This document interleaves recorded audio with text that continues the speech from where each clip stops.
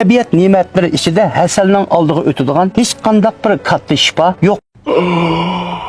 Abdurrahim Alim, hasalning shifoliq rol to'g'risida atrofli to'xtalib bergan bo'lsa. Bak yaxshi so'radingiz. Meni sanab bersanglar, güzel ilida bir hasal makonida turib o'tibdimiz. Güzel ili yaylaqlarida tabiiy gulgiyalar, o't-cho'plar intayin ko'p bo'lg'achqa, hasal oladigan intayin pokiza, yaxshi tabiiy muhit hisoblanadi. Shinjongni hasal bilan ta'minlashda ili oldingi qatorda turadi. Hamda hasal masalasiga to'xtalishdan burun hasal harisi ustida to'xtalishga to'g'ri keladi. Hasal harisi alayda uzun nashtirga ega butunlay gul changlari orqali ozuq topadigan intayin xosiyatlik bir jonliq bo'lib, odatda gullarning gul tojisi bo'ladi. Gullarning gul tojisi ichida gul toji shirnisi bo'ladi. Faqat va faqat musha hasal harisi uzun nashtiri bilan musha gul tojisining ichidagi hasal javhirini yig'ib olaydi. Gul shirnisini yig'ib, aprib ishchi harlarga topshirdi. Ishchi harlar uni hasalga aylantirib, mana musha ili diyoridan chiqqan dunyoning intayin go'zal oksigen buloqlaridan chiqqan hasal harisiga erishimiz. Demak, bu gullarning javhiridan ajrilib kelgan, gullarni ham material qilgan alayda bir ozuqliq bo'lg'achqa, avval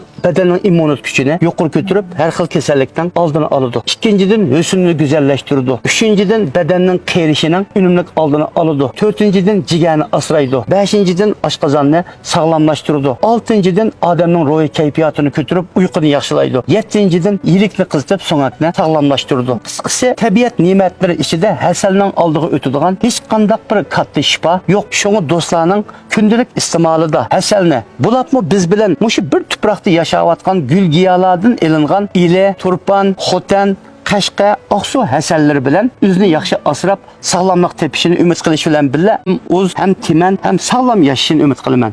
Rahmat. 点关注不迷路。